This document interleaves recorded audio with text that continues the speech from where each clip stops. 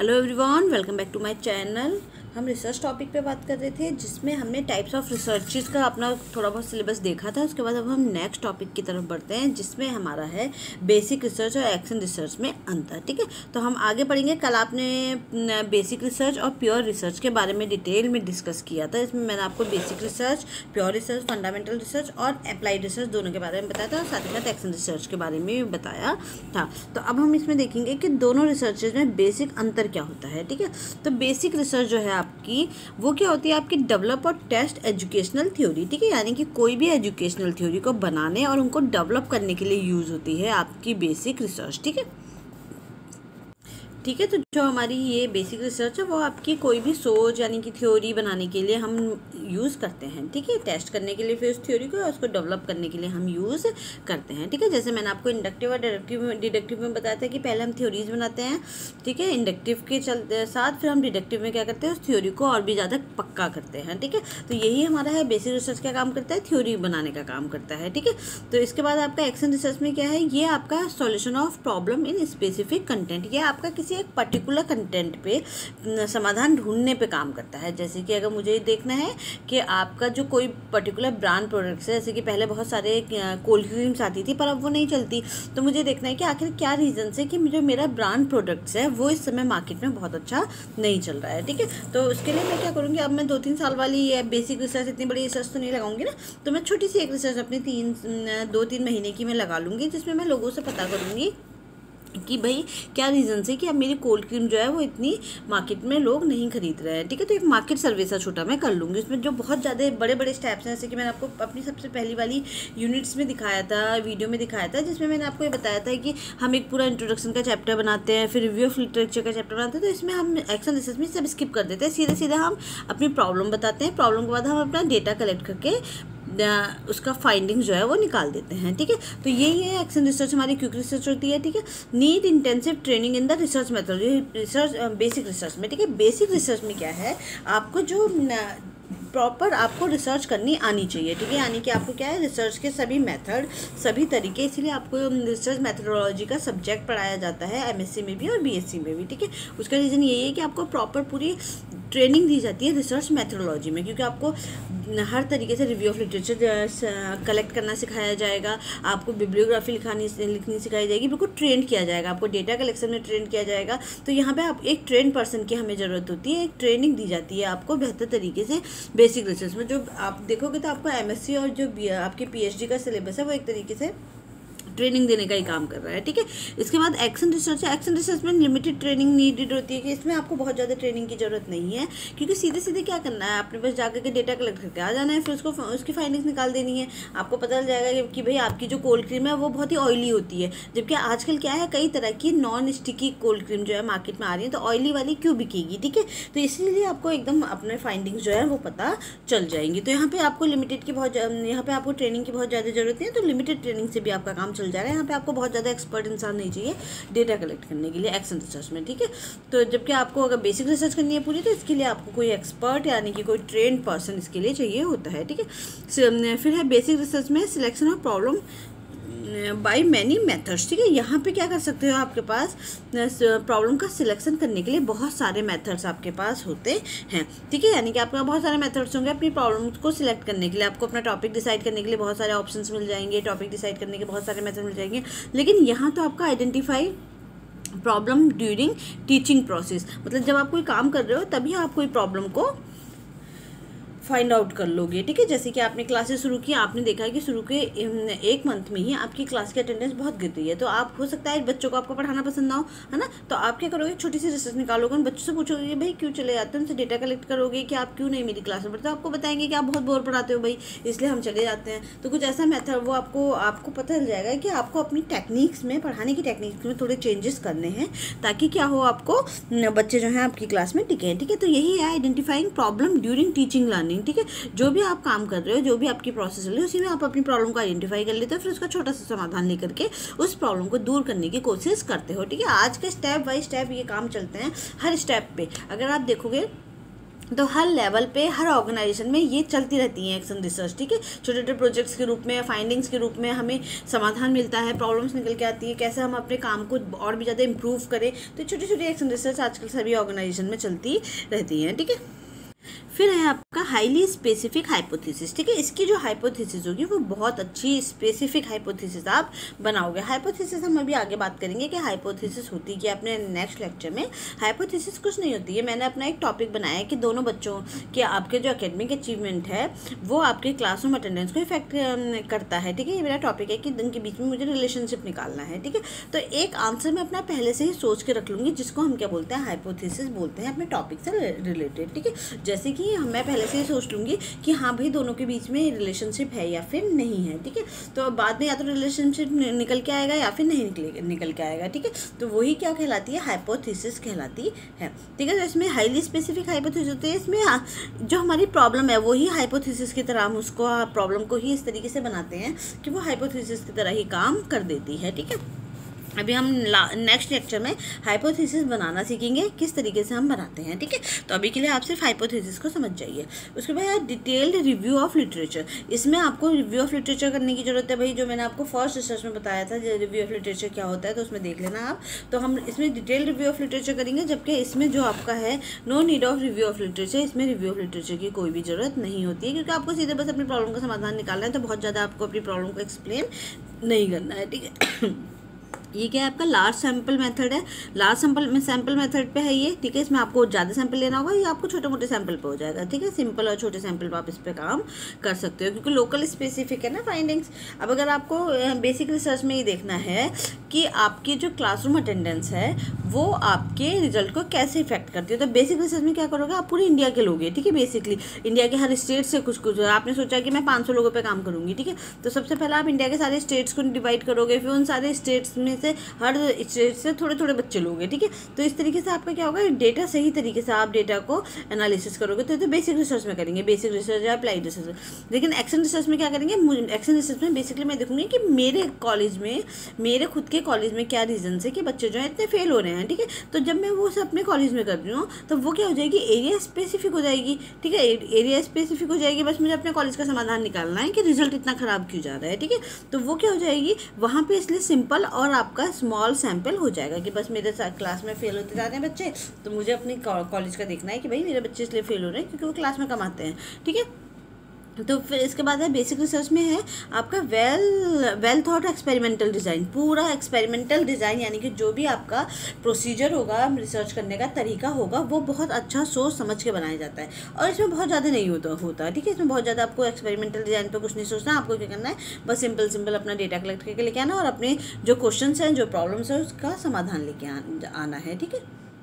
फिर इसके बाद है आपका एनालिसिस ऑफ डेटा। इसका जो एनालिसिस ऑफ डेटा है वो कॉम्प्लेक्स होगा, क्योंकि बहुत कॉम्प्लेक्स मेथड पे हम कर रहे हैं ना, इसको तो पूरा कठिन नहीं है, थोड़ा बड़े लेवल पे करना है, हम इसको पूरे प्रोसीजर के थ्रू हम इसको कर रहे हैं, तो इसका मेथड क्या होगा, आपका कॉम्प्लेक्स होगा, जबकि इसका सिंपल एनालिसिस होगा, ठीक है। तो ये हो गया आपका। इसके बाद दूसरा है practical orientation experimental very high, ठीक है। इसका प्रैक्टिकल ओरिएंटेशन और एक्सपेरिमेंटल जो है वो हाई लेवल का होगा, मतलब कि जो भी आपका एक्सपेरिमेंट्स हम इसमें कर रहे हैं, जो भी आपका ज़्यादा से ज़्यादा हम इसमें रिसर्च में काम कर रहे हैं, तो ये हाई लेवल का होगा, इसमें सिंपल एनालिसिस आएगा, ठीक है। इसके बाद है आपका, इसमें जो मेन पॉइंट्स है वो है जनरलाइजेशन, ठीक है। ये एग्जाम में कई बार आता है कि वो कौन सी थ्योरी है, जो रिसर्च है जिसमें हम जनरलाइज नहीं कर सकते हैं, ठीक है। जनरलाइज नहीं कर सकते हैं, तो ये आपका जो बेसिक रिसर्च है इसमें तो आप जनरलाइजेशन कर सकते हो, ठीक है, थ्योरी डेवलप कर सकते हो, लेकिन इसमें आप जनरलाइज नहीं कर सकते हो अपनी फाइंडिंग्स को। इसका जनरलाइजेशन का मतलब क्या होता है, मान लो मैंने ये देखा कि जो एकेडमिक अचीवमेंट है वो हमारे रिज़ल्ट को कैसे इन्फ्लुएंस कर रहा है, ठीक है। तो एक तरीका तो मैंने ये है कि मैंने पूरे देश में अच्छे से रिसर्च की, हर स्टेट्स में जाके ये देखा कि भाई किस स्टेट के बच्चों का एकेडमिक अचीवमेंट उनके उस पर डिपेंड कर रहा है, क्लासरूम अटेंडेंस पे डिपेंड कर रहा है, और मैंने पूरे एक सही प्रोसीजर के थ्रू रिसर्च की, तो मैं क्या कह सकती हूँ, जो मैंने 500 लोगों पे काम किया था वो मैं ये कह सकती हूँ कि जो मैंने 500 लोगों की जो फाइंडिंग निकली है वो फाइंडिंग पूरे देश पे अप्लाई हो रही है। मतलब जो मैंने सैम्पल पे काम किया है वो पूरे पॉपुलेशन पे अप्लाई हो रहा है, ठीक है। जो 500 लोगों के पे मैंने काम किया है वो पूरे देश, जो वो बात बता रहे हैं कि हाँ हमारा जो रिजल्ट है वो इफेक्ट हो रहा है,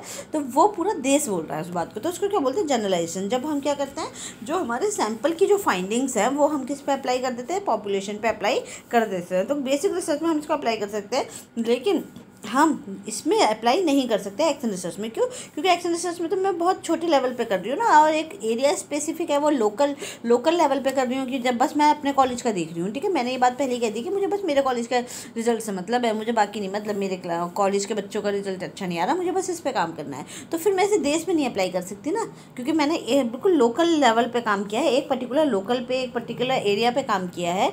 तो फिर मैं इसको पूरे देश ये नहीं बोल सकती कि पूरे देश की पॉपुलेशन यही बात बोल रही है, तो इसमें जनरलाइजेशन नहीं हो सकता। मतलब कि आपका जो भी सैंपल से आपको फाइंडिंग्स निकल के आ रही है वो फाइंडिंग्स को आप क्या नहीं कर सकते, वो फाइंडिंग्स को आप पॉपुलेशन पे अप्लाई नहीं कर सकते। तो यहाँ जनरलाइजेशन नहीं होगा, यहाँ जनरलाइजेशन होगा, ठीक है।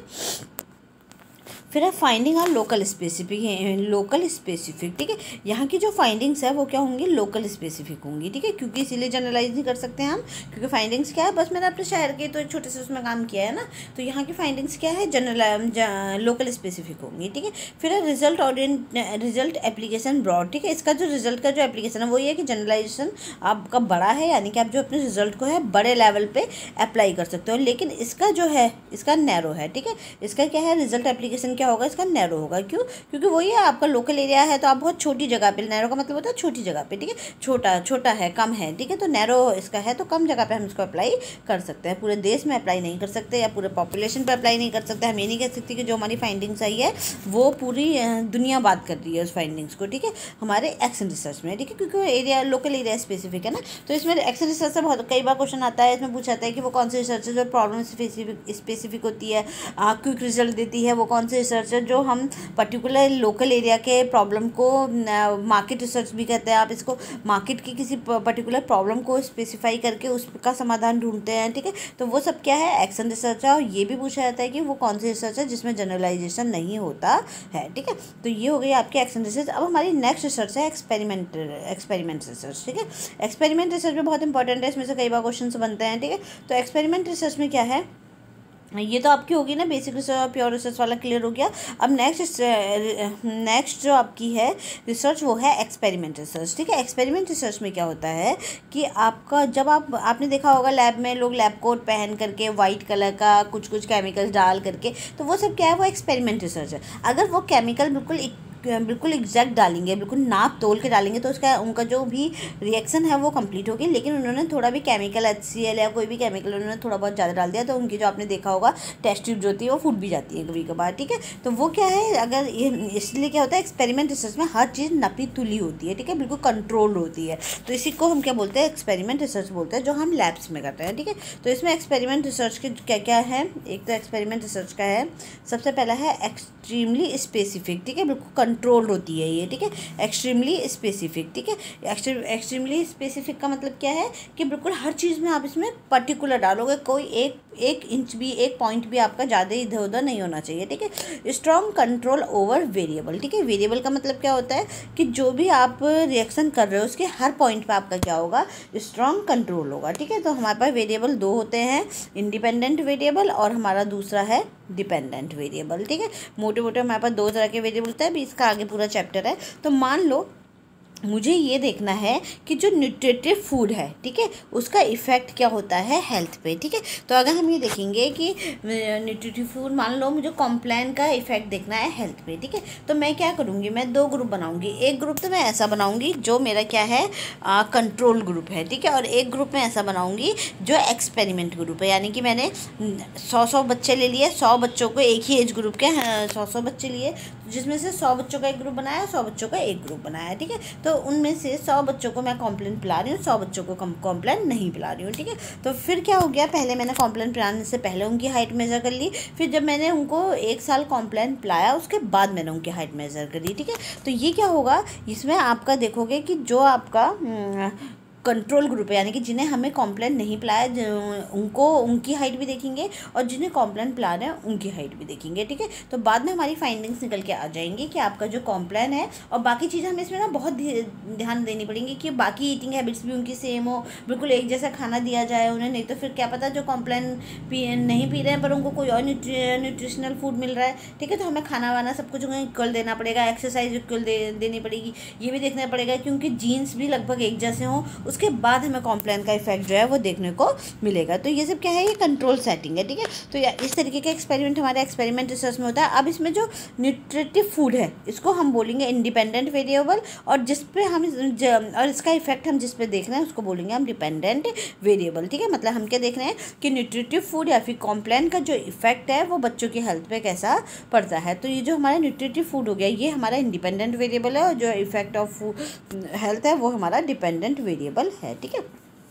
तो इंडिपेंडेंट वेरिएबल वो वाला होता है जो दूसरी चीज़ को क्या करता है, इफेक्ट करता है, ठीक है, दूसरे पे प्रभावित करता है। मतलब कि जिसको हम थोड़ा बहुत चेंज कर सकते हैं, किसी को कॉम्प्लान दिया किसी को कॉम्प्लान नहीं दिया। तो कॉम्प्लान क्या हो गया, आपका इंडिपेंडेंट वेरिएबल हो गया। इंडिपेंडेंट मतलब वो किसी पे डिपेंड नहीं है, लेकिन ये क्या है, ये दूसरी चीज़ को इफेक्ट कर रहा है, दूसरी चीज़ पे डिपेंड है, ठीक है। तो कॉम्प्लान हो गया आपका independent variable, can be manipulated और चेंज। इसको हम क्या, इंडिपेंडेंट वेरिएबल को हम क्या कर सकते हैं, चेंज कर सकते हैं और मैनिपुलेट कर सकते हैं। क्योंकि चेंज तो कर ही सकते हैं ना, किसी को आप कम दो, किसी को ज़्यादा दो, किसी को बहुत ज़्यादा दो कॉम्प्लान, किसी को दोनों टाइम दो, किसी को कम एक टाइम दो, ठीक है। इसके अलावा आप किसी को मत दो, तो आप क्या कर सकते हो, ये इंडिपेंडेंट वेरिएबल जो है उसको आप मैनिपुलेट और चेंज कर सकते हो। फिर इसका इफेक्ट किस पे देखोगे, डिपेंडेंट वेरिएबल। तो यहाँ पे हमारा डिपेंडेंट वेरिएबल क्या है, हेल्थ, ठीक है। तो हम इसका इफेक्ट किस पे देखेंगे, हेल्थ पे देखेंगे, ठीक है। तो अभी आगे ये वेरिएबल्स का बहुत बड़ा चैप्टर है, तो हम वहाँ अच्छे से डिस्कस करेंगे। तो ये आपके वेरिएबल्स होते हैं। तो हमारा जो एक्सपेरिमेंटल रिसर्च है इस पर वेरिएबल का बहुत स्ट्रॉन्ग एक कंट्रोल होता है, ठीक है। आपकी हर चीज़ अगर एक्सपेरिमेंट रिसर्च आप कर रहे हो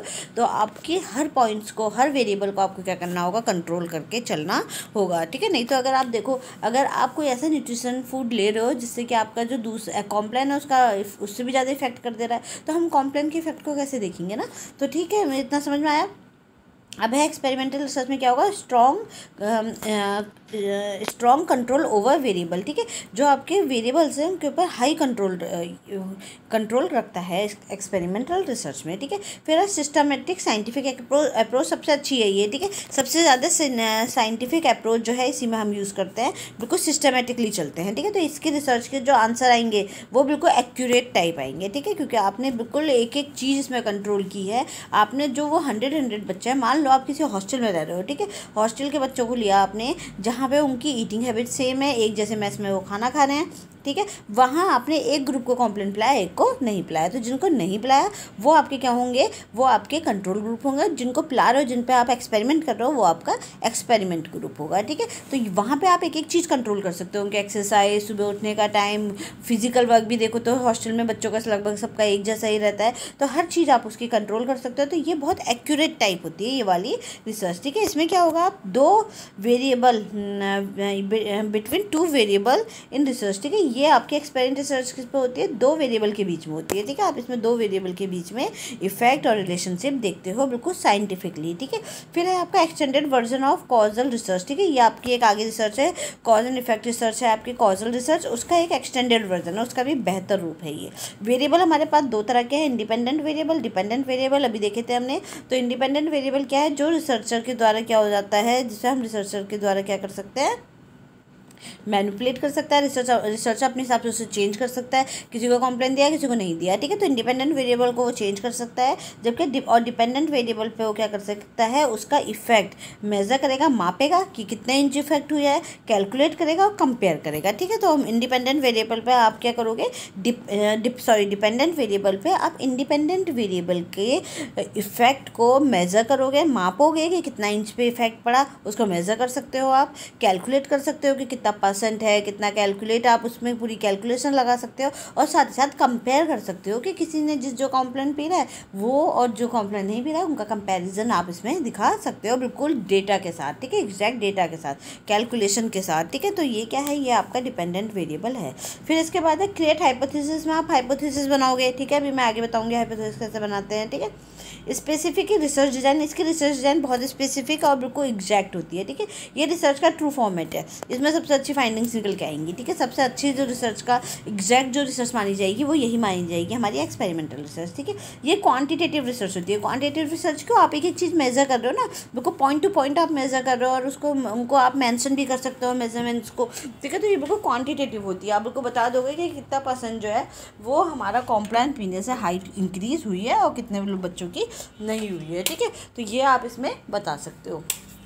इसके बाद है आपका कैन बी जनरलाइज। इसकी फाइंडिंग सिंपल है, इसकी फाइंडिंग्स को हम क्या कर सकते हैं, जनरलाइज कर सकते हैं। मतलब जो भी हम रिसर्च कर रहे हैं उसका जो फाइंडिंग्स आई है वो हम बता सकते हैं कि हमारे जो हमारी जो भी फाइंडिंग्स है वो जो सैंपल पे हमने निकाली है वो पॉपुलेशन पे भी अप्लाई हो सकती है, वो और लोगों पे भी अप्लाई होगी, ठीक है। जो सैंपल बोल रहा है वो सब पे अप्लाई होगी, ठीक है। चलो फिर इसके बाद है एक्सट्रीमली स्पेसिफिक। ये बहुत स्पेसिफिक होती है, बिल्कुल एग्जैक्ट पॉइंट टू पॉइंट हर चीज़ में एक्सप्लेन होती है, आप इसको बिल्कुल एग्जैक्ट करोगे, ठीक है। फिर इसके बाद आपका इसमें लैब है। लैब में क्या होता है, इसमें दो चीज़ें हैं, एक तो लैब है और एक फील्ड है, ठीक है। ये लिखा हुआ है लैब और एक है फील्ड, ठीक है। 2 पॉइंट्स हैं इसमें। तो लैब में क्या होता है, लैब में आप अपने अनुसार सिचुएशन को कंट्रोल कर सकते हो, ठीक है। एक्सपेरिमेंट्स हमारे 2 जगह होते हैं, एक लैब में होते हैं, एक फील्ड्स में होते हैं, ठीक है। तो लैब वाले को तो आप अपने हिसाब से कंट्रोल कर सकते हो, बिल्कुल एक चीज़ उसकी कंट्रोल कर सकते हो। मान लो आपको ये देखना है कि कोई बच्चे हैं आपकी क्लास में, छोटे बच्चे 1, 2, 3, 4 साल के जो नर्सरी स्कूल के बच्चे होते हैं, उनका किस में इंटरेस्ट ज़्यादा है, एकेडमिक में ज़्यादा है या फिर आपका ड्राइंग या पेंटिंग या मोबाइल या वीडियो गेम्स, इनमें जाते हैं, ठीक है। तो आप क्या करोगे, जब आपने इसका इफेक्ट देखना है तो आप उस लैब में, आपको अपने लैब में आप ये इफेक्ट देखना है तो आप लैब के अंदर क्या कर सकते हो, बाकी सारी चीज़ें हटा सकते हो। गेम्स की चीज़ें, अगर कोई स्विंग्स हैं लैब में या फिर किसी भी तरीके के और मटेरियल है तो आप सब हटा करके बस 3 या 4 मटेरियल रखोगे जिसमें आपको पर्टिकुलर देखना है। तो लैब को क्या कर सकते हो, लैब अब बच्चे के लिए क्या हो जाएगा कि उसके लिए, बच्चे के लिए ज़रूरी है कि वो जाएगा तो उसके पास 3-4 ऑप्शन है, वो उन्हीं में से कोई सिलेक्ट करेगा जो उसे पसंद होगी। तो लैब में हम चीज़ों को अपनी सिचुएशन के हिसाब से क्या कर सकते हैं, कंट्रोल कर सकते हैं, ठीक है। जबकि फील्ड में मुश्किल है। फील्ड में क्या होगा कि अनकंट्रोल सेटिंग में होता है, ठीक है। अनकंट्रोल सेटिंग में होती है आपकी फील्ड। इसमें क्या होगा, आपको किसी भी चीज़ को कंट्रोल करना आपके लिए मुश्किल होगा, तो आपको जो है can not be control any situation, आप किसी भी सिचुएशन को कंट्रोल नहीं कर सकते हो। जैसे कि अगर आपको किसी स्कूल में जाके देखना है कि बच्चे क्या इंटरेस्ट कर रहे हैं दूसरों के स्कूल में, ठीक है, और फील्ड में जाके आपको काम देखना है कि बच्चे क्या, किस में बच्चों का ज़्यादा इंटरेस्ट है, तो आप वहाँ पर उनको कंट्रोल नहीं कर सकते। अगर उन्हें खेलना है तो खेलेंगे भी, ठीक है। अगर उन्हें पढ़ाई करनी है तो पढ़ाई करेंगे, तो वहाँ पर क्या है, आप उनको कंट्रोल नहीं कर सकते। तो फील्ड में फील्ड क्या होती है, हमारी अनकंट्रोल सेटिंग होती है। जैसे कि फील्ड एक्सपेरिमेंट्स होते हैं बहुत सारे, जहाँ पे हम जाते हैं फील्ड में और लोगों को, बच्चों को या लोगों को हम वहाँ पे ऑब्जर्व करते हैं, देखते हैं और उन पे रिसर्च करते हैं। एक्सपेरिमेंटल रिसर्च भी हम उसमें कर सकते हैं, ठीक है। तो वहाँ पे हमारी बस हम सेटिंग्स को कंट्रोल नहीं कर पाएंगे, ठीक है। इसमें आपके पास 2 ग्रुप है, एक एक्सपेरिमेंटल ग्रुप है, एक कंट्रोल ग्रुप है एक्सपेरिमेंटल रिसर्च में। तो इसमें एक्सपेरिमेंटल ग्रुप वही है जिसे हम ट्रीटमेंट ग्रुप भी बोलते हैं, क्योंकि इसमें ट्रीटमेंट मिल रहा है ना, वो सैंपल जिसे न्यूट्रिटिव फूड मिल रहा है, ठीक है, वो हो गया। और दूसरा कंट्रोल ग्रुप वो है कि जिसे ट्रीटमेंट नहीं दिया जाता है, sample who does not gate nutritive food, ठीक है। तो सैंपल वो जिसमें कोई भी न्यूट्रिटिव फूड जिसको नहीं मिलता है, ठीक है। चलो अब इसके बाद नेक्स्ट है हमारी, इसमें टाइप्स ऑफ एक्सपेरिमेंटल रिसर्च है। एक्सपेरिमेंटल रिसर्च के कुछ टाइप्स भी होते हैं, जिसमें से पहला टाइप है प्री एक्सपेरिमेंटल रिसर्च, ठीक है, रिसर्च डिज़ाइन या रिसर्च। दूसरा है ट्रू एक्सपेरिमेंटल रिसर्च और थर्ड है इसमें क्वासी एक्सपेरिमेंटल रिसर्च डिज़ाइन, ठीक है। क्वासी के अंदर हमारा एक्स पोस्ट फैक्टो रिसर्च भी आता है, ठीक है, इसी के अंदर आता है, क्वासी के अंदर ही, ठीक है। फिर इसके बाद हमारा जो पहला वाला है प्री एक्सपेरिमेंटल रिसर्च डिज़ाइन, इसमें क्या होता है, ये हमारी सब सिंपलेस्ट फॉर्म है, ठीक है। प्री एक्सपेरिमेंटल रिसर्च डिज़ाइन क्या है, हमारी सिंपलेस्ट फॉर्म है, ठीक है। सबसे आसान एक्सपेरिमेंट की सबसे आसान वाला फॉर्म हमारा ये वाला है, ठीक है। ये सिंपलेस्ट फॉर्म है। इसे 1 सिनेरियो भी बोलते हैं कि एक सिनेरियो में की जाती है ये वाली रिसर्च, ठीक है। और साथ ही 1 शॉर्ट केस स्टडी भी है ये, ठीक है। 1 शॉर्ट केस स्टडी आप इसको बोल सकते हैं, क्यों, क्योंकि इसमें क्या होता है, इसमें सिर्फ एक ग्रुप होता है, जो कौन सा ग्रुप है, एक्सपेरिमेंट ग्रुप है, ठीक है, जिसपे हम ट्रीटमेंट कर रहे हैं। तो इसमें सिर्फ एक्सपेरिमेंट ग्रुप होता है, इसमें कंट्रोल ग्रुप नहीं होता, तो इसमें हम कोई भी कंपैरिजन नहीं कर सकते हैं, ठीक है। तो मतलब कि सिर्फ हमने ये देखा है कि जिस ग्रुप का हम बस हमने क्या किया, 100 बच्चों को कॉम्प्लान पिलाया, हमने ऐसे ग्रुप के किसी और ग्रुप के साथ तैयारी नहीं किया, कोई और ग्रुप जिसे हमें उसके साथ कंपेयर करना है, तो ठीक है। तो प्री एक्सपेरिमेंटल रिसर्च डिज़ाइन में क्या होगा, यहाँ पे सिर्फ एक्सपेरिमेंटल ग्रुप होता है, इसीलिए इसको 1 सिनेरियो और 1 शॉर्ट केस स्टडी भी बोलते हैं। तो कोई भी कंपैरिजन ग्रुप इसमें साथ में नहीं होता है और ये सिंपलेस्ट फॉर्म है, ठीक है। फिर ट्रू एक्सपेरिमेंटल रिसर्च डिज़ाइन, इसमें क्या है, ये मोस्ट एक्यूरेट है, जो असली वाली होनी चाहिए, ट्रू एक्सपेरिमेंट्स होनी चाहिए, ये वही है। ये क्या करती है, ये आपकी हाइपोथेसिस को प्रूव और डिसप्रूव करने में हेल्प करती है, ठीक है। तो ये बेहतर है। ये इसमें आपका क्या है, control group and experimental group, इसमें दोनों पाए जाएंगे, कंट्रोल ग्रुप भी होगा और एक्सपेरिमेंटल ग्रुप भी होगा। वेरिएबल कैन बी मैनिपुलेटेड, ठीक है, इसमें वेरिएबल को हम क्या करेंगे, मैनिपुलेट कर सकते हैं। और इसमें रैंडम डिस्ट्रीब्यूशन होगा, ठीक है। रैंडम डिस्ट्रीब्यूशन का मतलब ये है, एक मेथड तो ये है कि मैं क्या करूँ, अपनी रिसर्च में सब हेल्दी बच्चे ले लूँ, तो वो रैंडम डिस्ट्रीब्यूशन नहीं होगा, बल्कि मुझे क्या करना है, अपनी रिसर्च में बिल्कुल सही से रैंडमली चिट डाली, और जो भी बच्चे आ रहे हैं चिट के थ्रू, मुझे सब बच्चों को अपने उसमें रखना है, ठीक है। ऐसा नहीं करूँगी कि हेल्दी बच्चे रख लिया, फिर मैंने उनका न्यूट्रिशनल स्टेटस जो है वो असेस कर लिया, फिर उनको कॉम्प्लेन पिलाया, तो ऑब्वियसली उन पर तो इफेक्ट दिखाई देगा ना। तो मुझे क्या करना है, मुझे ऐसी बायसनेस नहीं करनी है, मुझे सबको इक्वल ऑप्शन देना है। किसी को भी, जैसे मान लो मेरे पास 200 बच्चे हैं, इसमें मुझे 100 पे ही काम करना है, तो मैं क्या करूँगी, 200 बच्चों का नाम लिखूंगी, एक चिट सिस्टम बनाऊंगी और उनमें से 100 बच्चों के नाम की चिट निकाल लूंगी, तो मेरी तरफ से कोई भी बायसनेस नहीं होगी। तो इसको क्या बोलते हैं, रैंडम डिस्ट्रीब्यूशन बोलते हैं, ठीक है। तो इसमें आपको ट्रू एक्सपेरिमेंटल रिसर्च डिजाइन में आपको क्या करना है, रैंडम डिस्ट्रीब्यूशन इसमें किया जाता है, ठीक है। तो ये सबसे अच्छी वाली है, इसमें दोनों ग्रुप है, कंट्रोल भी है और एक्सपेरिमेंट भी है, तो आप इसमें आराम से कंपेयर भी कर सकते हो, ठीक है। कंट्रोल ग्रुप है तो आप इसमें आराम से कंपेयर भी कर सकते हो एक्सपेरिमेंटल ग्रुप के साथ, कि एक्सपेरिमेंटल ग्रुप में कितना फ़ायदा देखने को मिला। और इसमें हम क्या करेंगे, वेरिएबल को मैनिपुलेट भी करेंगे, ठीक है। जो कौन से वाले वेरिएबल को, इंडिपेंडेंट वेरिएबल को। मैनिपुलेशन हमेशा कौन से वेरिएबल में किया जाता है, बदलाव। कौन से मैनिपुलेशन मतलब बदलाव करना, ठीक है। तो बदलाव हम किस वेरिएबल में करते हैं, हमेशा इंडिपेंडेंट वेरिएबल में बदलाव करते हैं। फिर नेक्स्ट है क्वासी एक्सपेरिमेंटल रिसर्च डिज़ाइन, ठीक है। क्वासी एक्सपेरिमेंटल रिसर्च डिज़ाइन में है लाइक ट्रू एक्सपेरिमेंटल, ठीक है। ये आपकी ट्रू एक्सपेरिमेंटल जैसी ही होती है। और ये क्या है, आपका नो रैंडम असाइनमेंट, ठीक है। इसमें रैंडमली नहीं करते हम सिलेक्ट, ठीक है। इसमें रैंडमली असाइनमेंट सिलेक्ट नहीं करते। ये क्या है, कंट्रोल डिस्ट्रीब्यूशन होता है। इसमें डिस्ट्रीब्यूशन क्या हम अपने हिसाब से कंट्रोल करके करते हैं, ठीक है।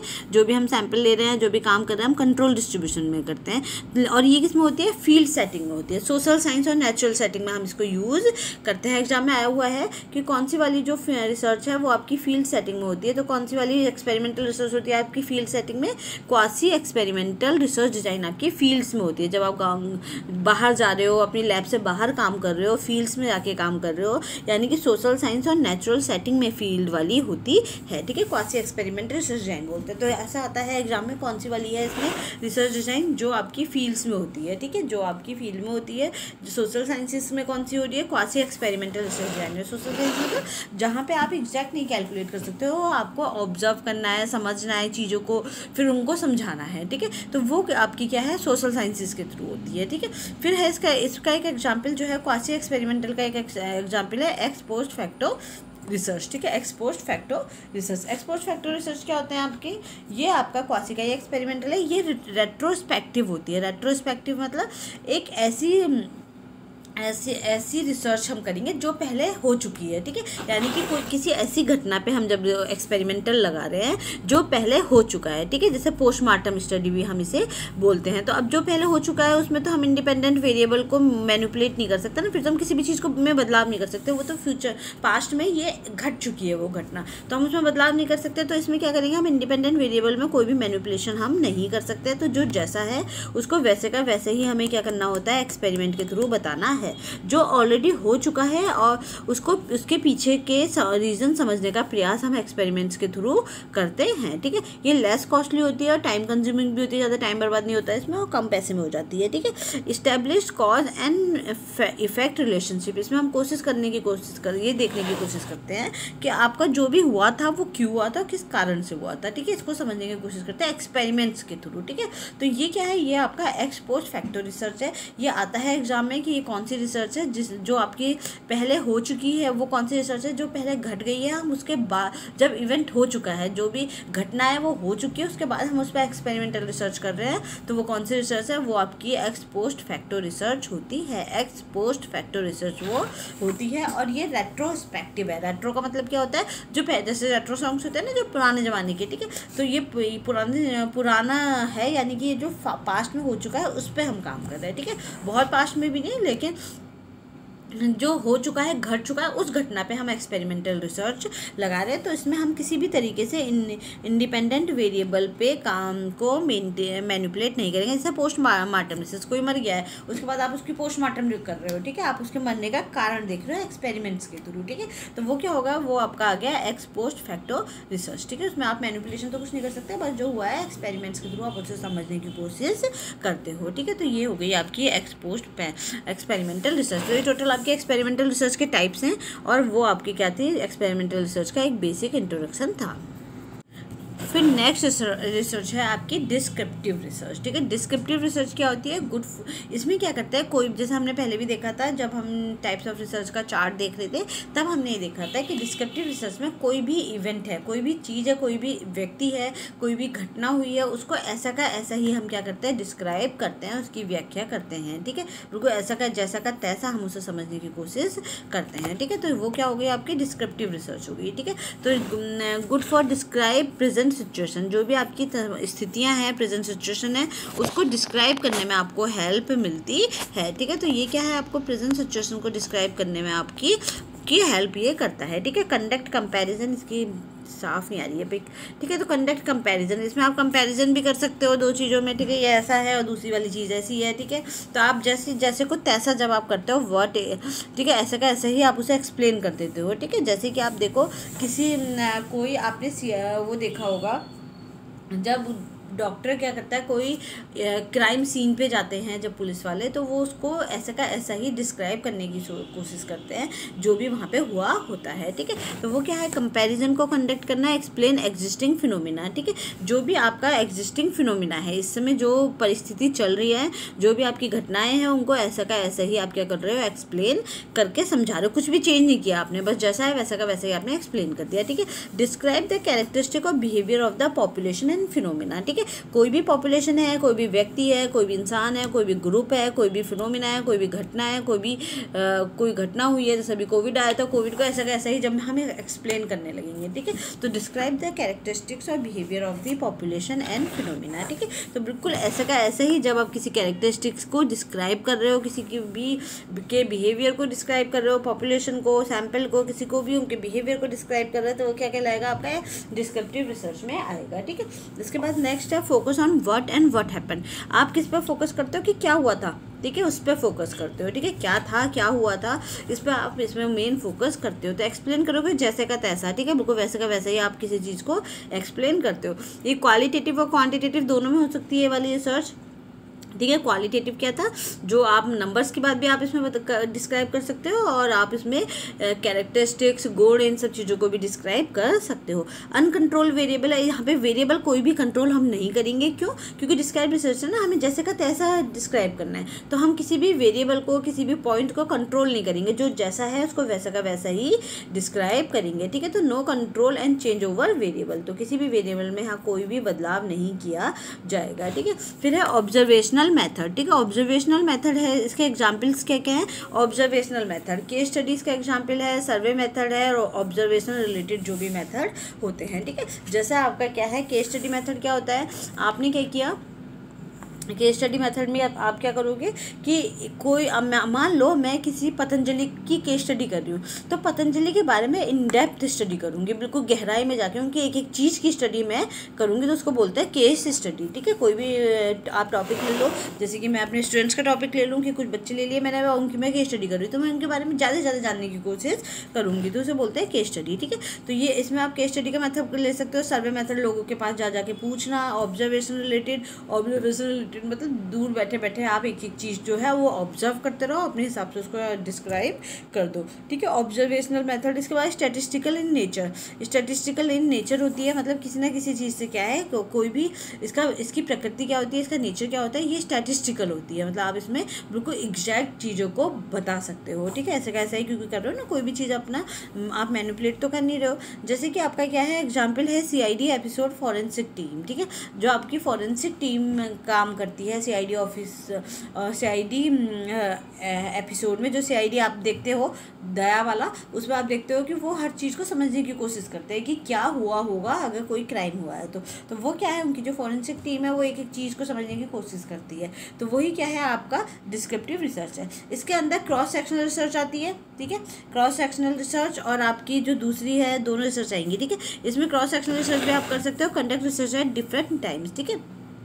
क्रॉस सेक्शनल रिसर्च का मतलब होता है कि जब हम अलग अलग समय पे रिसर्च करते हैं, ठीक है, लेकिन जो हमारा जो सैंपल है वो अलग अलग होता है और हम एक ही समय पे अलग अलग सैंपल, ये गलत लिखा है, conduct research at different time नहीं होगा, डिफरेंट सैंपल्स होगा, ठीक है, यहाँ पे डिफरेंट सैंपल होगा, ऐसे ठीक कर लेना।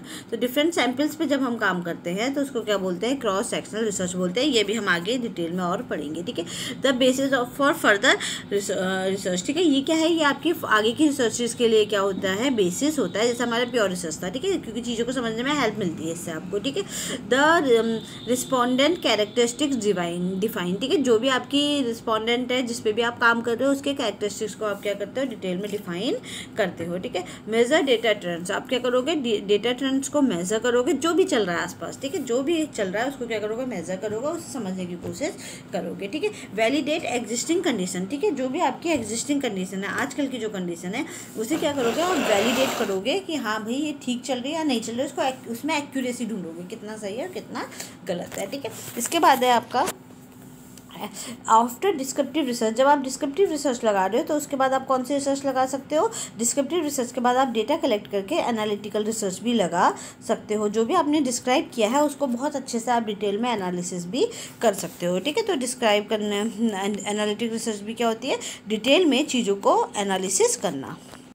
फिर इसके बाद हमारी नेक्स्ट रिसर्च है एक्सप्लेनेटरी रिसर्च, ठीक है। एक्सप्लेनेटरी रिसर्च क्या होती है, जिसमें हमारी इसे कॉज एंड इफेक्ट रिसर्च भी कहते हैं, ठीक है। जो अभी हमने देखा था ना एक्सपेरिमेंट रिसर्च जो थी वो हमारी इसी रिसर्च का एक्सटेंडेड वर्जन है, ठीक है, जो अभी हमने आगे देखी थी। एक्सपेरिमेंट रिसर्च हमारी क्या बताया था ना, कॉजल रिसर्च का एक्सपेरिमेंटल वर्जन है, तो ये वही कॉजल रिसर्च है। पहले लगे थे पेज पर फोटोग्राफ में आगे पीछे हो गए हैं, ठीक है। तो ये बहुत सारी एक्सप्लेनेटरी रिसर्च हम कहाँ लगाते हैं, जब जो भी हमारी प्रॉब्लम है, जो भी टॉपिक है उसके बारे में बहुत सारा पता है, तो हम क्या देखते हैं, फिर हम उसके साथ सब कुछ तो पता है हमें इस प्रॉब्लम के बारे में, तो हम अलग अलग चीज़ों के साथ उसका कॉज एंड इफेक्ट रिलेशनशिप देखना शुरू करते हैं। सब कोविड का हमें सब पता है, कोविड बीमारी के बारे में हमें सब पता लग गया, अब हम कोविड को अनएम्प्लॉयमेंट के साथ जोड़ के देखेंगे, ठीक है।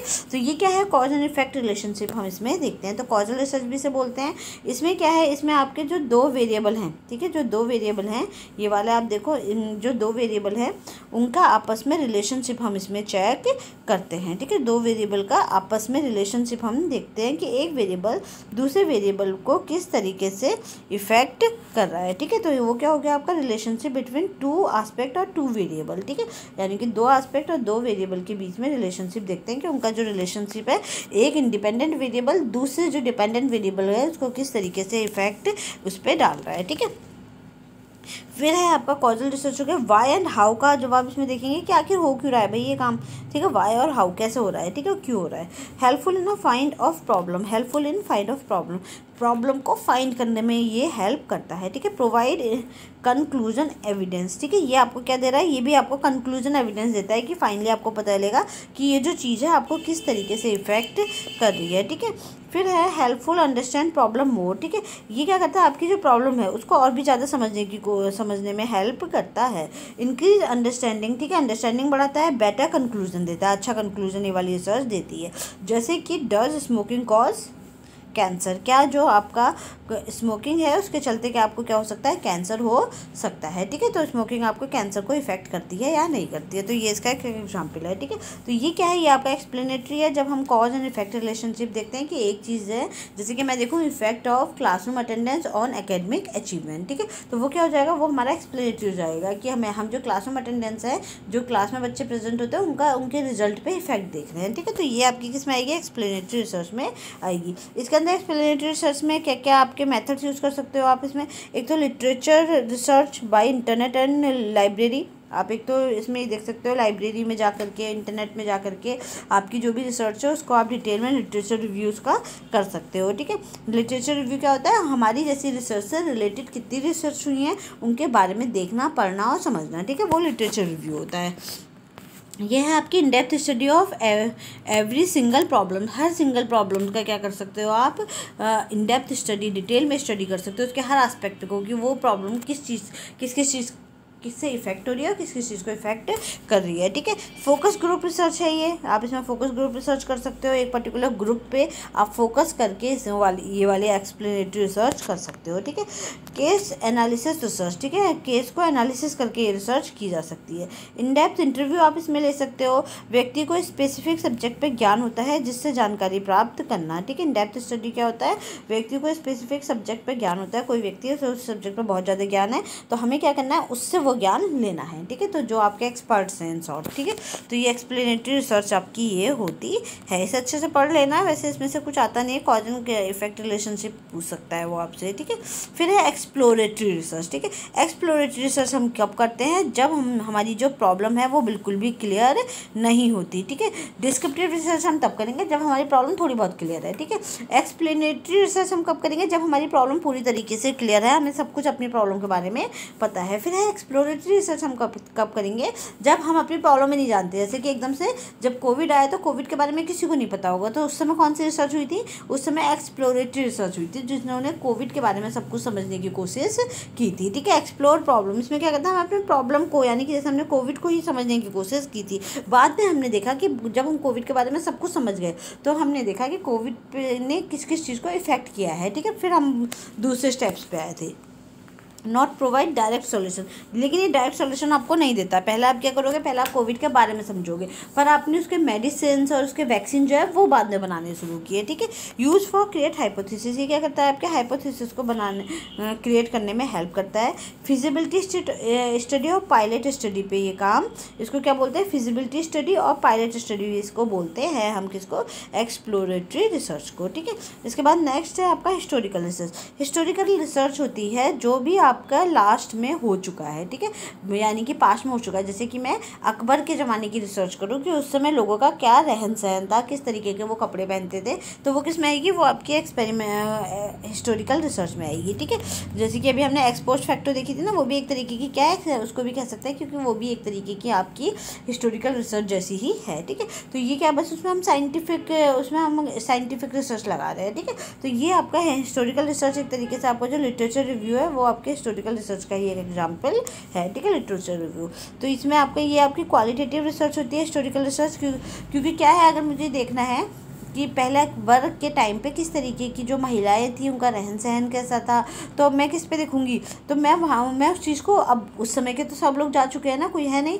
तो मैं किताबें पढ़ूंगी, उन किताबों से समझूंगी, लिटरेचर पढ़ूंगी, उन सब चीज़ों से समझूंगी, फिर निकालूंगी, फिर अपनी फाइनल बताऊंगी कि उस समय क्या क्या होता होगा। ठीक है, तो वो आपकी हिस्टोरिकल रिसर्च है। ठीक है, लिटरेचर रिव्यू वाला जो चैप्टर हम बनाते हैं वो एक तरीके से हिस्टोरिकल रिसर्च का ही एग्जाम्पल है, क्योंकि हम उन रिसर्चेज पर बात करते हैं जो रिसर्चेज पहले हो चुकी हैं। नो मैनिपुलेशन ऑफ वेरिएबल का कोई भी मैनिपुलेशन यहाँ पे नहीं होता है, क्योंकि पास्ट में हो चुका है ना, कोई चीज़ हम बदल तो सकते नहीं अब उसमें। ठीक है, तो वो तो हो चुका है, तो ऐसे का ऐसा ही हमें क्या करना है, हिस्टोरिकल रिसर्च में जो हुआ था इवेंट, उसको समझने की कोशिश करनी है।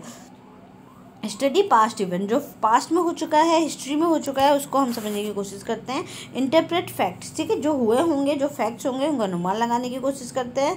एक्सप्लेन कॉज ऑफ इवेंट, ठीक है, जो हुआ होगा उसको एक्सप्लेन करने की कोशिश करते हैं कि किस कारण से वो इवेंट हुआ होगा। फलाना राजा अगर अपने हार गया था जंग उस समय, तो किस कारण से वो अपनी बैटल को हारा था। ठीक है, तो ये चीज़ें हम इसमें हिस्टोरिकल में देखते हैं। Explain post event and predict future event, ठीक है, एक्सप्लेन पोस्ट इवेंट, ये क्या करता है, पोस्ट इवेंट को एक्सप्लेन करता है, पहले क्या हुआ होगा, और इसके बेस पे हम ये कर सकते हैं कि हम फ्यूचर को भी प्रिडिक्ट कर सकते हैं कि अगर हम सुधरे नहीं तो भविष्य में भी यही होगा। इतने दंगे हुए थे अब तक, अगर हम सुधरेंगे नहीं तो आगे भी दंगे हो सकते हैं। ठीक है, तो टेस्ट हाइपोथेसिस को टेस्ट कर सकते हैं इसमें हम, related to cause effect and trends, ठीक है, जो भी आपके कॉज इफेक्ट एंड ट्रेंड्स से रिलेटेड हाइपोथेसिस होती हैं उनको हम इसमें टेस्ट कर सकते हैं। ठीक है, फिर नेक्स्ट है आपका कोरिलेशनल रिसर्च, ये इंपॉर्टेंट रिसर्च है, एग्जाम में आती है।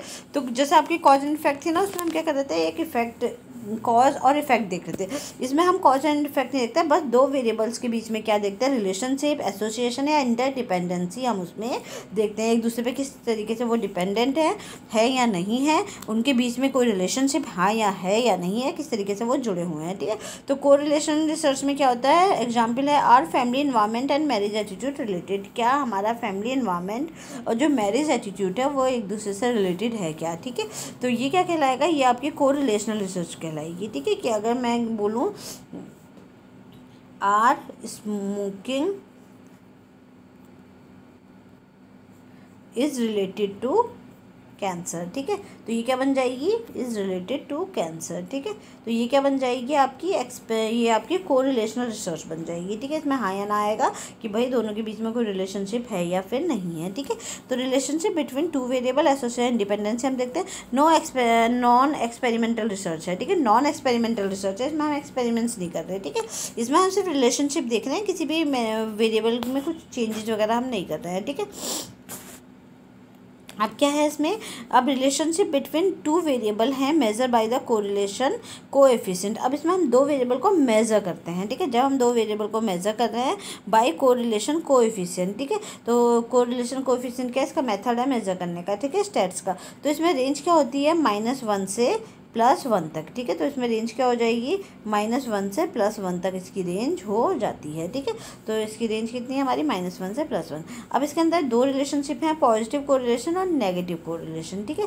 पॉजिटिव कोरिलेशन क्या होता है, इसमें डिपेंडेंट वेरिएबल और इंडिपेंडेंट वेरिएबल साथ में बढ़ते और घटते हैं। अगर कोई डिपेंडेंट वेरिएबल हमारा बढ़ रहा है, कोई इंडिपेंडेंट वेरिएबल अगर बढ़ रहा है, तो उसके साथ साथ क्या होगा, डिपेंडेंट वेरिएबल भी बढ़ने लगेगा। जैसे कि अगर ज़्यादा पढ़ोगे तो मार्क्स भी आपके ज़्यादा आएंगे, कम पढ़ोगे तो कम मार्क्स आएंगे, ठीक है। तो यानी कि या तो आप दोनों चीज़ें एक साथ में बढ़ रही हैं या फिर दोनों चीज़ें एक साथ बढ़ रही हैं, घट रही हैं, तो इसको हम पॉजिटिव कोरिलेशन बोलते हैं, ठीक है। इसमें डिपेंडेंट वेरिएबल और इंडिपेंडेंट वेरिएबल साथ में बढ़ते और घटते हैं, ठीक है, इसको हम बोलते हैं पॉजिटिव कोरिलेशन। फिर दूसरा है हमारा नेगेटिव कोरिलेशन। नेगेटिव कोरिलेशन में क्या होता है, एक वेरिएबल बढ़ता है और दूसरा वेरिएबल क्या होता है, घटता है। जैसे कि अगर आपका लिटरेसी रेट बढ़ रहा है तो आपका क्राइम रेट क्या होगा, अपने आप ही ऑटोमेटिकली घट जाएगा, ठीक है। तो और अगर दोनों समझ में आ गया इतना, पॉजिटिव और नेगेटिव कोरिलेशन। अगर आपका क्राइम रेट जो है वो बढ़ रहा है, सॉरी लिटरेसी रेट बढ़ रहा है, तो आपका क्या है क्राइम रेट क्या होगा, वो घट जाएगा, ठीक है। तो दो ये मेथड हो गया। तीसरा है आपका, अगर नो रिलेशनशिप बिटवीन वेरिएबल, अगर वेरिएबल के बीच में कोई भी रिलेशनशिप नहीं आया तो, ठीक है, ये अलग है इनसे। पहला पॉजिटिव है, दूसरा नेगेटिव है और तीसरा नो रिलेशनशिप बिटवीन वेरिएबल, तो हम उसको किससे दिखाएंगे, 0 से दिखाएंगे। पॉजिटिव कोरिलेशन को +1 से दिखाएंगे कि एक वेरिएबल बढ़ा तो दूसरा भी बढ़ जाएगा और एक वेरिएबल घटा तो दूसरा भी घट जाएगा, तो हम इसे +1 से दिखाएंगे, ठीक है। और अगर एक वेरिएबल बढ़ रहा है तो दूसरा वेरिएबल घट रहा है तो इसको हम -1 से दिखाएंगे, ठीक है, -1 से हम दिखाएंगे। और एक वेरिएबल अगर घट रहा है तो दूसरा वेरिएबल बढ़ रहा है तो हम ये किससे दिखाएंगे, -1 से दिखाएंगे, ठीक है। तो और लेकिन अगर दोनों के बीच में कोई भी रिलेशनशिप नहीं आ रहा है, ठीक है, यानी कि कोई भी रिलेशनशिप नहीं बढ़ रहा है, तो उसको क्या कहेंगे, 0 से कहेंगे, ठीक है। जैसे कि कोई ऐसी चीज़ मान लो कोई ऐसी चीज़ है जिसका एक दूसरे से कोई भी रिलेशनशिप नहीं है, तो वो किससे दिखाया जाएगा, वो 0 से दिखाया जाएगा, ठीक है। जैसे कि आपका घर में जो हम इलेक्ट्रिसिटी यूज़ कर रहे हैं उसका, इलेक्ट्रिसिटी का हमारे साइकोलॉजिकल वेलबींग से कोई रिलेशनशिप है, ठीक है। तो रिलेशनशिप यहाँ पे कोई नहीं आएगा, 0 आएगा, ठीक है। तो हम यहाँ के दिखाएंगे 0 रिलेशनशिप, ठीक है, क्योंकि इलेक्ट्रिसिटी का हमारी साइकोलॉजिकल वेलबींग से क्या रिलेशनशिप आएगा, तो इसे हम किससे डिनोट करेंगे, 0 से करेंगे। दोनों वेरिएबल के बीच में कोई भी रिलेशनशिप नहीं है, ठीक है। तो ये क्या हो गया, इसके बाद है टाइप्स ऑफ कोरिलेशनल रिसर्च, ठीक है। अब ये जो कोरिलेशनल रिसर्च है इसके 2 तरह के होते हैं। अभी हमने देखा था ना जो उसमें भी आ रही थी, ये क्रॉस सेक्शनल रिसर्च। तो इसमें क्या होता है, आपका 2 तरह की हैं, ये भी एग्जाम में आती हैं, बहुत इंपॉर्टेंट है। तो इसमें पहला वाला है लॉन्गिट्यूडनल रिसर्च और दूसरा वाला है क्रॉस सेक्शनल रिसर्च, ठीक है। लॉन्गिट्यूडनल रिसर्च में क्या होता है, मान लो मुझे करना है, ये देखना है कि जो हमारे बीएससी के स्टूडेंट्स हैं वो आपके करियर को लेकर के कितना सीरियस हैं, ठीक है। तो मुझे ये देखना है कि फर्स्ट ईयर के स्टूडेंट ज़्यादा सीरियस हैं, सेकेंड ईयर के स्टूडेंट ज़्यादा सीरियस हैं, थर्ड ईयर के ज़्यादा स्टूडेंट सीरियस हैं। तो मैं क्या करूँगी, मैं फर्स्ट ईयर को मैंने डेटा कलेक्ट किया, यानी कि सेम वेरिएबल या सेम सैम्पल, ठीक है, जो फर्स्ट फर्स्ट ईयर के मैंने 40 बच्चे लिए, उनको मैं first year, second year, third year 3 साल तक मैं उनके साथ काम करूँ, लॉन्गिट्यूडनल, लंबे समय तक मैं उनके साथ काम करूँ, ठीक है, डिफरेंट टाइम पीरियड पे, ठीक है, लंबे समय तक जो अलग अलग समय आ रहा है उस पर मैं काम करूँ। पहले मैंने फर्स्ट ईयर में उनके साथ काम किया, फिर मैं 1 साल वेट करती थी, फिर वो सेकंड ईयर में मेरे साथ, सेकंड ईयर में जब वो पहुंच गए तब मैंने उनके साथ काम किया, तब मैंने देखा वो कितने करियर में अपना करियर को लेकर सीरियस हुए हैं। फिर मैं थर्ड ईयर में जब वो आ गए तब मैंने देखा कि वो करियर को लेकर कितना सीरियस हुए हैं। तो डिफरेंट टाइम पीरियड है, ठीक है। तो इसमें सेम सैम्पल है, जो कि आपके क्या सेम सैम्पल लेते हो आप इसमें, ठीक है, जो भी आपका सैम्पल है वो सेम रहेगा हमेशा, ठीक है। उस पर आप लंबे समय तक सेम सैम्पल पे आप काम करते रहोगे, ठीक है। तो ये क्या है, वीक के लिए, मंथ्स के लिए, ईयर के लिए, डिकेड्स के लिए, 10-20 साल के लिए आप उस सैंपल के साथ काम करते रहते हो, ठीक है। कभी कभार तो लोग 50-50 साल तक एक ही सैंपल के साथ काम करते हैं, जो बहुत बड़ी रिसर्च होती है, ठीक है। उसको क्या बोलते हैं, लॉन्गिट्यूडनल रिसर्च कहते हैं, जो लंबे समय तक होता है। मतलब एक ही व्यक्ति, एक ही वेरिएबल, एक ही सैंपल, एक ही कुछ ही लोगों के साथ हम क्या करते हैं, लंबे समय तक काम करते रहते हैं। बीएससी फर्स्ट ईयर के 40 बच्चे हैं, हम 3 साल तक उन्हीं के साथ काम करते रहते हैं, वो लॉन्गिट्यूडनल में आएगा। इसके विपरीत दूसरी है क्रॉस सेक्शनल, ठीक है। क्रॉस सेक्शनल में क्या होता है, मान लो हमारे पास बीएससी फर्स्ट ईयर भी है, सेकंड ईयर भी है, थर्ड ईयर भी है, अलग अलग क्लास में है ना हमारे पास। जब हम बीएससी पढ़ा रहे हैं तो उसमें first year, second year, third year तीनों है। तो हम क्या करें, एक ही समय में तीनों क्लास के अलग अलग बच्चों से ले लें, ठीक है। जैसे कि अगर यहाँ तो हमने क्या किया था, 100 बच्चे ले लिए, ठीक है, बीएससी फर्स्ट ईयर के, ठीक है। बीएससी फर्स्ट ईयर के 100 बच्चे ले लिए, फिर इन्हीं को आपने क्या किया, सेकंड ईयर पे काम किया इन्हीं 100 बच्चों पे, और इन्हीं 100 बच्चों पे थर्ड ईयर पे काम किया, ठीक है। तो आपका 300 का सैंपल मान लो आपने 3 साल तक इन्हीं 100 बच्चों पे जब काम किया, तो इसमें आप क्या करोगे, बीएससी फर्स्ट ईयर से 100 बच्चे ले लोगे, ठीक है। यहाँ पे तो फर्स्ट ईयर के चल रहे हैं ना 3 साल तक। यहाँ पे आपने उसी समय आपने क्या किया, बीएससी फर्स्ट ईयर से 100 बच्चे ले लिए, 100 बच्चे ले लिए आपने बीएससी सेकंड ईयर से, ठीक है, और 100 बच्चे ले लिए आपने बीएससी थर्ड ईयर से, एक ही समय पे। क्योंकि हमारे पास तो तीनों साल के क्लास के बच्चे प्रेजेंट है ना, तो हम इतना लंबा वेट क्यों करेंगे जब वो थर्ड ईयर में आएंगे। हमारे पास तो फर्स्ट ईयर भी है, सेकंड ईयर भी है, थर्ड ईयर भी है। तो हम क्या करेंगे, हम एक ही साथ तीनों बच्चों का सैंपल ले लेंगे, तीनों क्लास के बच्चों का सैंपल एक ही समय पे ले लेंगे, ठीक है। तो इसमें ग्रुप जो है वो तो आपके डिफरेंट हो जाएंगे, सैंपल और ग्रुप जो आपके डिफरेंट हो जाएंगे, और हम क्या करेंगे, इसे एक ही समय में कंपेयर कर देंगे, ठीक है। यानी कि एक ही समय में, एक ही महीने में आपने क्या किया, तीनों क्लास के बच्चों से 100 बच्चों से सैंपल ले लिया, और एक ही समय में आपका काम हो गया, कंपेयर टू वन टाइम, ठीक है, सेम टाइम पे। इसमें आप अलग अलग टाइम पे कंपेयर कर रहे हो, ठीक है। समझ में आ गया इतना, ठीक है। तो ये आपकी क्या है, लॉन्गिट्यूडनल और क्रॉस सेक्शनल स्टडी हो गई, ठीक है। तो इसमें क्रॉस सेक्शनल में क्या है, इसमें समय सेम होता है, एक ही समय पे हम रिसर्च कर देते हैं अलग अलग ग्रुप को लेकर के। इसमें ग्रुप सेम होगा, समय अलग अलग होगा, ठीक है। तो ये आपकी लॉन्गिट्यूडनल और क्रॉस सेक्शनल रिसर्च है, ये कई बार एग्जाम में आ जाता है इससे क्वेश्चन। आई होप आपका आज का लेक्चर आपको समझ में आ गया होगा। मोटे मोटे ये रिसर्च टाइप्स हैं जो हम मेन पढ़ते हैं। इसके अलावा भी बहुत सारे रिसर्च टाइप्स हैं, क्योंकि सबने अपनी अपनी बुक में अलग अलग तरीके के रिसर्च के प्रकार दे रखे हैं। तो हम जब आते जाएंगे वो टाइप, जैसे अभी हम क्वेश्चन सॉल्व करेंगे तो जब उसमें जो आए होंगे हम उन्हें एक एक लाइन में समझ लेंगे, ठीक है। आज के लिए इतना काफ़ी है, हम नेक्स्ट क्लास में मिलते हैं। Thank you everyone, have a nice day.